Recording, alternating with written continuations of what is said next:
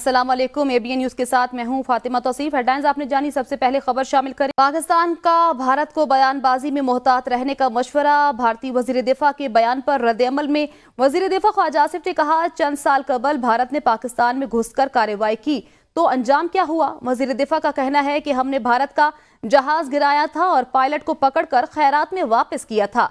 दोबारा ऐसी कोशिश की तो वही जवाब देंगे जो पहले दिया था। भारत हमसाया मुमालिक के जरिए पाकिस्तान में दहशतगर्दों की सरपरस्ती करता है। भारत में इतनी जुर्रत नहीं कि बराह रास्त हमला करे। राजनाथ इलेक्शन मुहिम की वजह से भड़के मार रहे हैं। इलेक्शन के चक्कर में भारत ऐसी हरकत ना कर बैठे जिसका उसे खमियाजा भुगतना पड़े। देखिए, भारत को बेनकाब करने के लिए कोई वैसे भारत खुद अपने आप को बेनकाब कर रहा है। भारत जो है दहशतगर्दी सरपरस्ती जो है, मैंने जिस तरह कहा है कि अफगानिस्तान में भी करता रहा है और अभी भी जो है कोई मुमकिनात में है कि वो अभी भी पाकिस्तान में जो दहशतगर्दी होती है उसके भी ताने बाने जो है ना इनके साथ मिले हुए हैं। तो हम इंटरनेशनल फोरम के ऊपर भी सारे जो फोरम्स हैं अवेलेबल उनके ऊपर भी उठाएंगे, लेकिन हम खुद भी इंटरनेशनल फोरम को तो इस्तेमाल करेंगे ही, लेकिन हम खुद भी इसका जो है हिसाब बराबर करेंगे, हमको उधार नहीं रखेंगे इंशाल्लाह। चीनी बाशिंदों की सिक्योरिटी में कोताही नाकाबिले कबूल। वजीर आजम ने 5 अफसरान के खिलाफ डिसिप्लिनरी एक्शन का हुक्म दे दिया। आरपीओ हजारा डिवीजन, डीपीओ अपर कोहिस्तान और डीपीओ लोअर कोहिस्तान के खिलाफ कार्रवाई का हुक्म। कमांडर स्पेशल यूनिट केपीके और director security Dasu power project के खिलाफ भी कार्रवाई होगी। वजीर इत्तलात अता तारड़ कहते हैं कि इन अफसरान के खिलाफ 15 रोज में डिसिप्लिनरी एक्शन लिया जाएगा। अपनी रिपोर्ट भेजी, उसमें वज़ीर आज़म साहब ने चंद अफसरान के खिलाफ इंज़बाती कार्रवाई करने का हुक्म दिया है और मैं आपसे शेयर भी कर लूँगा। उसमें आरपीओ हज़ारा डिवीज़न, उसमें डीपीओ अपर Kohistan district, DPO lower Kohistan district, director security Dasu hydro power project और कमांडेंट स्पेशल। बानी तहरीक इंसाफ ने कहा है कि हमारे कुछ लोग मुखालिफिन से राब्ते में हैं जो पार्टी को तोड़ना चाहते हैं। वही लोग बुशरा बीबी पर भी अमरीकी एजेंट होने का इल्जाम लगा रहे हैं। इस वक्त जितनी तगड़ी जमात पीटीआई है, इतनी तगड़ी जमात और कोई नहीं।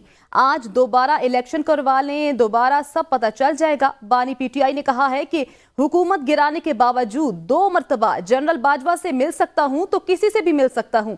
इस वक्त मेरी जात का नहीं, पाकिस्तान का इशू है। मुझे कायल कर लें। जिस मुल्क में जजेस को धमकियां मिल रही हों वहां कौन सरमायाकारी करेगा। 6 जजेस जो खड़े हुए उन्हें सलाम पेश करता हूं। जब कौम पर महंगाई बढ़ाई जाएगी तो नून लीग का जनाजा निकलेगा। इक़्तिदार में मौजूद अशराफिया को कोई फर्क नहीं पड़ता, उनका सारा पैसा बैरून मुल्क है।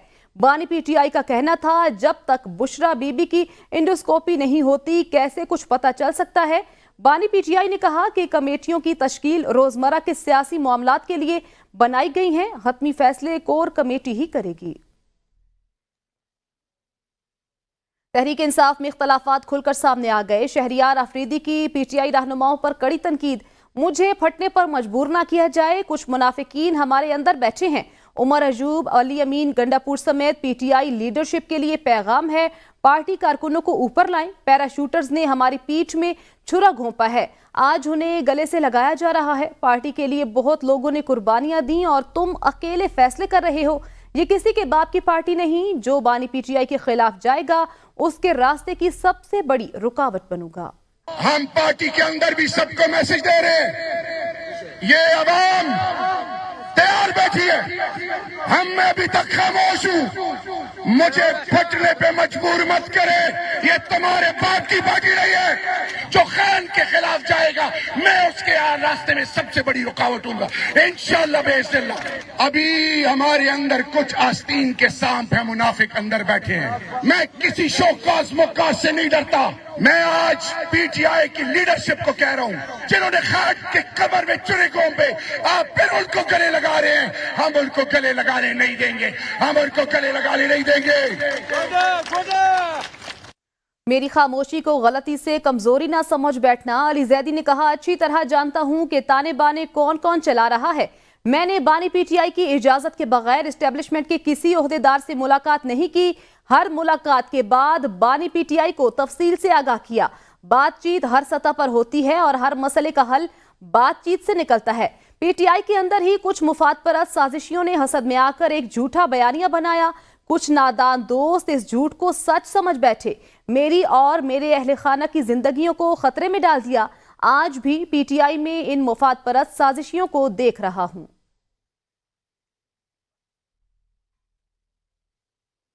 Chairman P T I barrister Gohar نے شہریار آفریدی کو پارٹی کا اثاثہ قرار دے دیا۔ شہریار آفریدی کی تنقید سے متعلق سوال پر بیرسٹر گوہر تو نظر انداز کرنے لگے، تاہم شیر افضل نے معاملے پر کھل کر بات کی۔ شیر افضل مروت نے کہا کہ شہریار آفریدی نے جو کہا ہے بالکل ٹھیک کہا ہے، نظریاتی کارکنوں کو نظر انداز کرنا قبول نہیں کریں گے۔ دیکھیں، وہ شہریار آفریدی صاحب نے ضرور کہا، شہریار آفریدی ہمارے بہت اچھے ورکر ہیں، ہمارے پاس اس کا بہت بڑا ریکارڈ ہے اور اس نے بڑی قربانیاں دی ہے اور اس نے بڑے ڈٹے رہے ہیں۔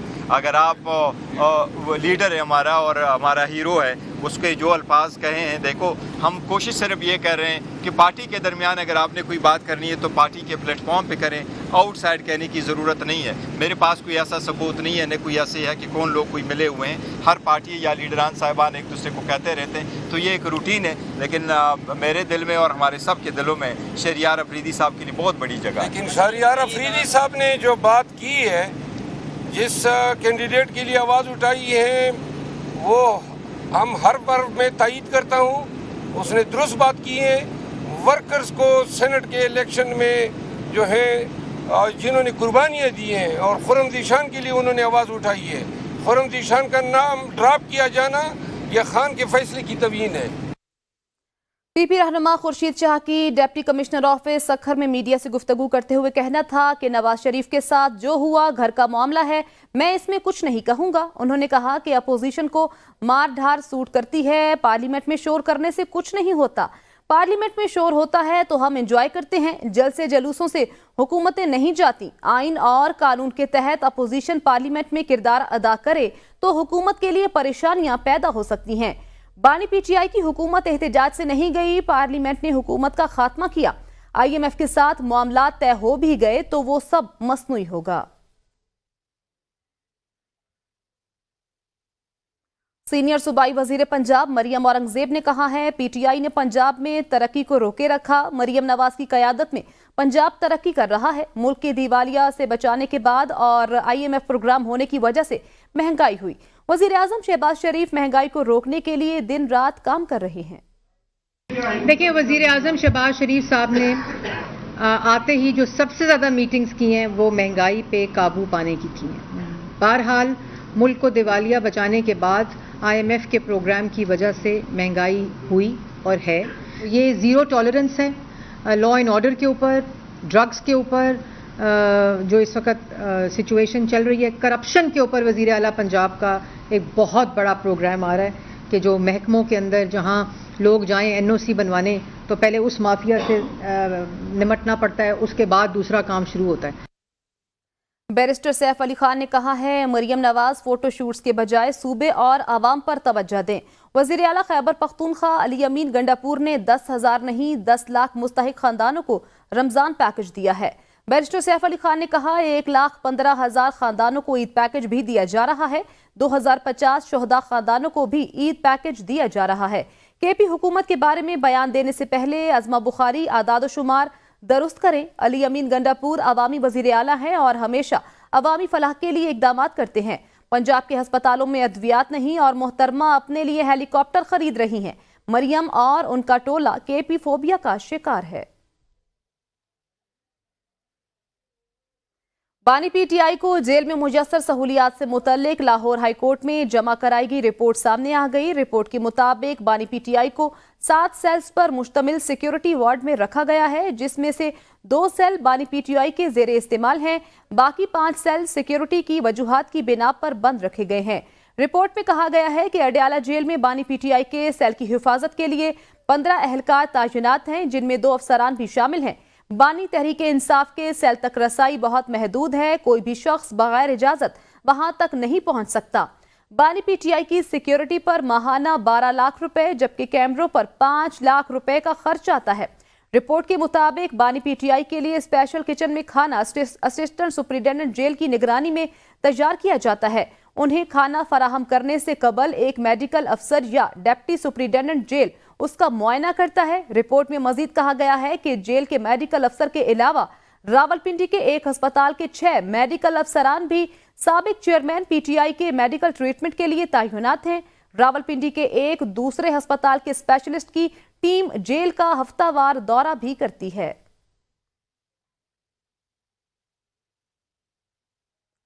ईद से एक रोज कबल सेनेट का इजलास बुलाने की तैयारियां शुरू। सेनेट इजलास में नौमुंतखब 43 सेनेटर्स हल्फ उठाएंगे।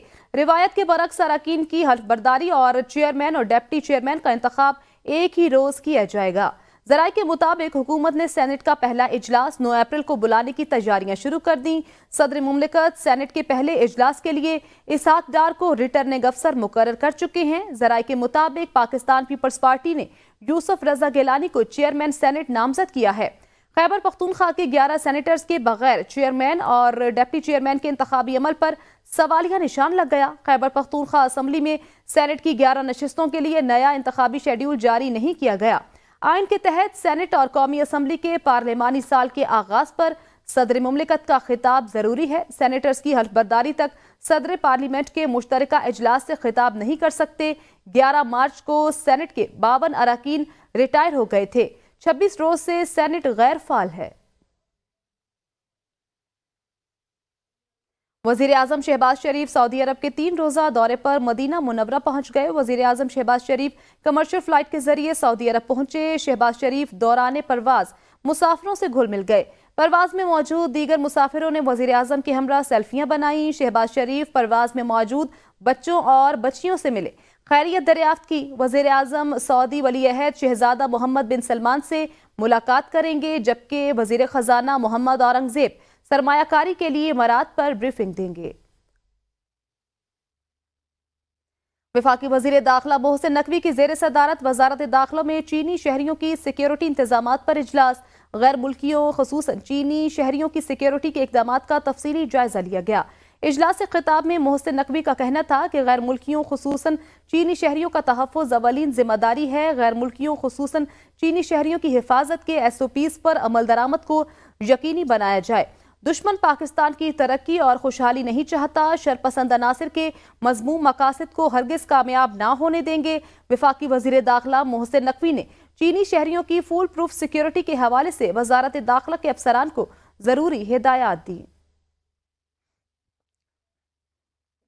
IG इस्लामाबाद की तैनाती का मामला लटक गया। पंजाब हुकूमत अली नासिर रिजवी की खिदमात विफाक को ना देने के अपने फैसले पर कायम है। जराये के मुताबिक इनकार की वजह ट्रांसफर से कबल वजीर आला पंजाब को एतमाद में ना लेना करार दी जा रही है। सेक्रेटरी CNW सुहेल अशरफ की खिदमात भी PCB के सपुर्द नहीं की जाएंगी। पंजाब हुकूमत जराये का कहना है अहम तरक्याती मंसूबे चल रहे हैं, सुहेल अशरफ को रिलीव नहीं करेंगे। वज़ीर आला पंजाब मरियम नवाज शरीफ की ज़ेर सदारत LDA प्रोजेक्ट्स का जायजा इजलास। लाहौर की सस्टेनेबल स्मार्ट सिटी में तब्दीली के प्रोग्राम का जायजा लिया गया। LDA एवेन्यू 1 में पायलट डेवलपमेंट प्रोजेक्ट की असूली मंजूरी दी गई। 6 अरब रुपए की लागत से रोड स्ट्रक्चर में बेहतरी समेत दीगर प्रोजेक्ट्स की मंजूरी दे दी। वज़ीर आला पंजाब ने कच्ची आबादियों को LDA डेवलपमेंट प्लान में तरजीहन शामिल करने की हिदायत की। LDA स्टाफ की मॉनिटरिंग का मैकेनिज्म वज़ा करने की भी हिदायत की। मरियम नवाज का कहना है सबसे ज्यादा करप्शन की शिकायत LDA की आती हैं। वॉकवेज, मखसूस बाइक साइकिल लेन, पार्क्स की बहाली, रेडी और स्टॉल के लिए वेंडिंग एरिया मुख्तस होगी। बारिश का पानी जेर जमीन मुंतकिल करने का निज़ाम और सोलर स्ट्रीट लाइट्स लगाई जाएंगी। वज़ीर आला पंजाब ने कहा किसी की रेडी ना छीने, रेडी बानों के लिए वेंडिंग पॉइंट्स बनाए जाएं। ब्रीफिंग के दौरान बताया गया 1 साल में मुकम्मल तौर पर पेपरलेस सिस्टम लाया जाएगा। ड्रोन कैमरे के जरिए तजावुजात की मॉनिटरिंग की जाएगी। शहरियों की सहूलत के लिए LDA वेबसाइट पर छोटे घरों के स्टैंडर्ड नक्शे फराहम करेगा। मॉडल तामीराती नक्शे LDA से मंजूर शुदा होने से शहरियों के वक्त की बचत होगी। कमर्शलाइजेशन से 20 अरब रुपए की आमदनी होगी। وزیر اعلیٰ خیبر پختونخوا علی امین گنڈاپور کی زیر صدارت محکمہ جیل خانہ جات کا اجلاس، قیدیوں کو معیاری کھانوں کی فراہمی کے لیے جیل فوڈ مینیو تبدیل اور اس مد میں جیل خانہ جات کا سالانہ بجٹ 1.5 ارب روپے سے بڑھا کر 2 ارب روپے کرنے کا فیصلہ کیا گیا ہے۔ وزیر اعلیٰ علی امین گنڈاپور نے کہا کہ جیلوں میں کھانے پینے کی اشیاء، ادویات اور دیگر مد میں بقایا جات کی ادائیگی فوری نوعیت کے کاموں کے لیے 1 ارب روپے فراہم کرنے کا فیصلہ کیا ہے۔ انہوں نے کہا فیس دینے کی استطاعت نہ رکھنے والے قیدیوں کو صوبائی حکومت وکیل فراہم کرے گی۔ ان وکلا کو فیسوں کی ادائیگی کے لیے صوبائی حکومت فنڈز فراہم کرے گی۔ وزیر اعلیٰ خیبر پختونخوا نے متعلقہ حکام کو جیل خانہ جات کے لیے 18 گاڑیاں فراہم کرنے کی بھی ہدایت کی ہے۔ انہوں نے جیل خانہ جات میں قیدیوں کو کارآمد شہری بنانے کے لیے انہیں ہنر سکھانے کے عمل کی تعریف کی اور قیدیوں کی بنائی گئی مصنوعات کی تشہیر اور مارکیٹنگ کے لیے لائے عمل تیار کرنے کی ہدایت کی ہے۔ وزیر خزانہ نے وزیر اعظم آفس کے افسران کے لیے 4 اضافی تنخواہوں کی منظوری دے دی۔ IMF بیل آؤٹ پیکج سے قبل وزیر اعظم آفس کے افسران کے لیے 4 اضافی تنخواہوں کی منظوری دی گئی۔ حکومت کی تشکیل کے صرف 1 ماہ بعد سرکاری افسروں کے لیے انعامات کی منظوری دی گئی۔ انعام کی ادائیگی بینکوں سے 23% شرح سود پر قرض لے کر کی جائے گی۔ وزیر اعظم آفس کے ملازمین پہلے ہی مربجہ سرکاری اسکیل سے زیادہ تنخواہیں وصول کر رہے ہیں۔ وزیر خزانہ نے گریڈ 1 سے 16 کے وزیر اعظم آفس کے اہلکاروں کے لیے 2 تنخواہوں کی بھی منظوری دی۔ صرف 2 ماہ میں انہیں ملنے والے انعامات کی تعداد 5 ہو گئی۔ وزیر خزانہ محمد اورنگزیب نے 4 تنخواہوں کی منظوری کا بطور چیئرمین ECC کیا۔ نئے فائنانس بل میں انکم ٹیکس آرڈیننس 2001 میں ترامیم کی تجویز، سیل ٹیکس ایکٹ 1990 اور فیڈرل ایکسائز ایکٹ 2005 میں ترامیم ہوں گی۔ اسلام آباد کیپٹل ٹیریٹری آرڈیننس 2001 میں بھی ترمیم کی تجویز ہے۔ ترامیم کا مقصد ٹیکس دہندگان کے لیے یکسانیت اور آسانی پیدا کرنا ہے۔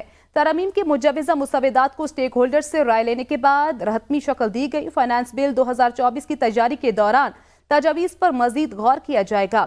انکم ٹیکس آرڈیننس 2001 میں ٹول مینوفیکچرنگ کی نئی تعریف بھی تجویز کی گئی ہے۔ نئی تعریف انکم ٹیکس آرڈیننس 2001 میں ترامیم کے مسودے کے تحت تجویز کی گئی ہے۔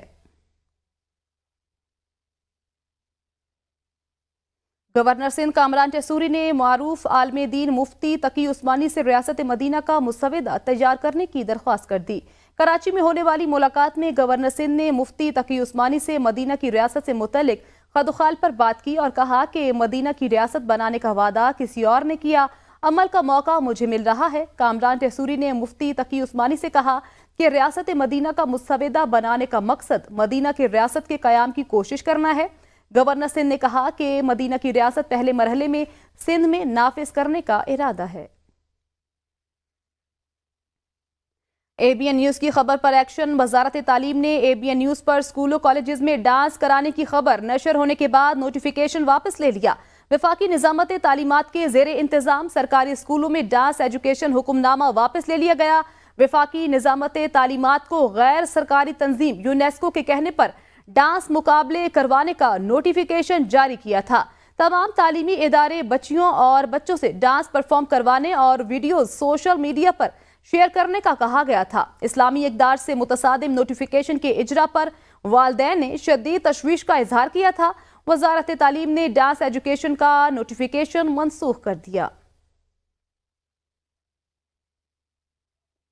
ملتان پولیس کی جانب سے ایک طرف تو منشیات فروشوں کے خلاف کارروائیاں جاری ہیں تو دوسری جانب معاشرے میں نشے سے عادی افراد کے لیے ڈرگ ریہیبلیٹیشن سینٹرز قائم کر دیے گئے ہیں تاکہ معاشرے میں افراد کو نشے سے پاک رکھا جائے۔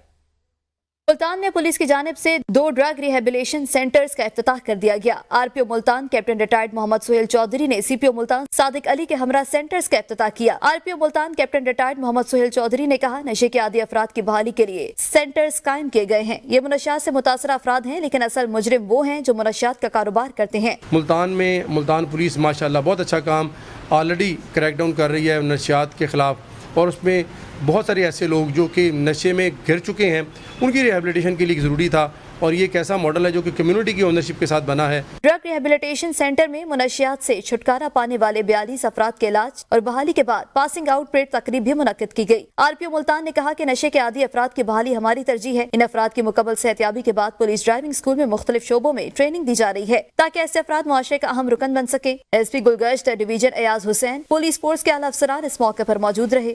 بات کر لیتے ہیں عید الفطر کی آمد ہے اور وفاقی دارالحکومت اسلام آباد میں خواتین کے لیے لگا عید بازار، جہاں ہاتھ سے بنے کپڑے، ہینڈ بیگ، دوپٹے، سجاوٹی اشیاء خواتین کی توجہ کا خاص مرکز رہیں۔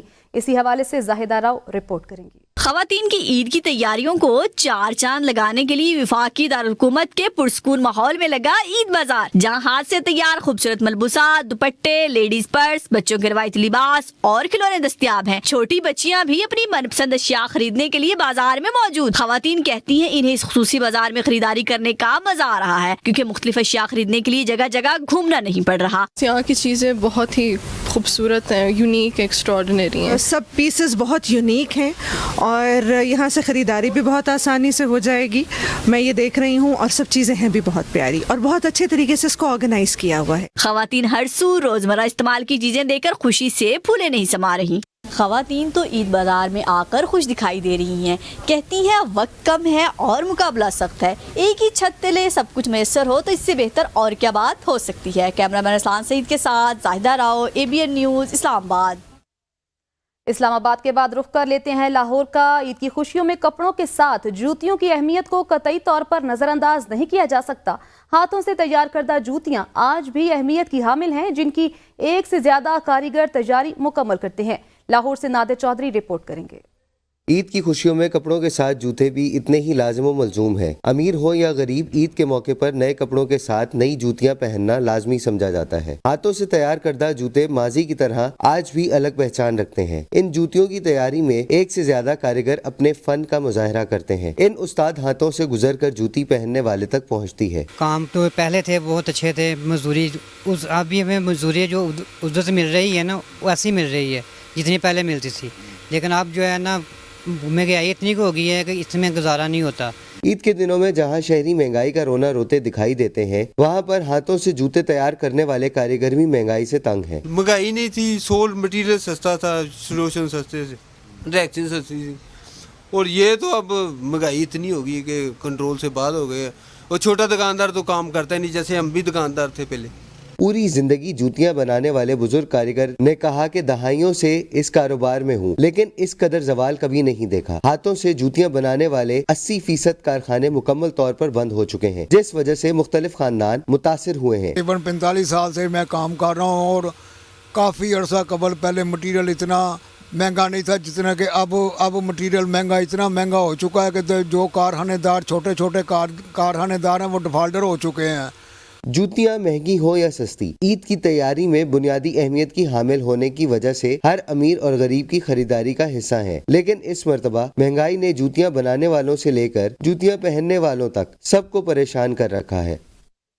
اور آخر میں بات کر لیتے ہیں، عید میں چند ہی دن رہ گئے۔ عید کی شاپنگ کے لیے بچے، اپنے والدین تو نوجوان اپنے دوستوں اور قریبی رشتہ داروں کے ساتھ بازاروں میں شاپنگ کرتے نظر آ رہے ہیں۔ عید پر نئے کپڑے، جوتے، واسکٹ نہ ہو اور ہاتھوں پر مہندی نہ لگے تو عید کا مزہ نہیں آتا۔ عید کی شاپنگ کے لیے بازاروں میں رش تو ضرور ہے، لیکن خریداری نہ ہونے کے برابر ہے۔ بازار میں خریداری کرنے والے افراد کا کہنا ہے کہ مہنگائی اس قدر بڑھ گئی ہے کہ قوت خرید جواب دے چکی ہے۔ ہر کسی کا دل چاہ رہا ہے کہ کچھ نہ کچھ لے لیں، مگر جب آتی ہے بات خریداری کی تو یہ پاکٹ منی ہے ہی نہیں، تو کیا کرے انسان۔ یہ مہنگائی جو چل رہی ہے، یقین مانو میں بذات خود عید کے 8 سوٹ سیتا تھا، اب ایک بھی نہیں سی سکتا۔ والدین اپنے لیے عید پر نئے کپڑے، جوتے، واسکٹ اور دیگر سامان خریدے یا نہ خریدے، لیکن بچوں کے لیے تو عید پر شاپنگ ضرور کرتے ہیں۔ 2500، 2000، 2500، اسی طرح بچوں کی بھی 1500 تو غریب بندہ تو نہیں لے سکتا نا۔ مہنگائی سے سفید پوش طبقہ سب سے زیادہ متاثر ہوا ہے۔ عید پر 3، 4 سوٹ خریدنے والے اب 1 سوٹ بھی مشکل سے خرید رہے ہیں۔ جوتے، چپل اور دیگر سامان کی خریداری میں بھی کمی دیکھنے کو نظر آ رہی ہے۔ اسی کے ساتھ ہی نیوز اسٹوڈیو سے فی الوقت اتنا ہی۔ دیکھتے رہیے ABN نیوز، کیونکہ ABN ہے قوم کی سوچ۔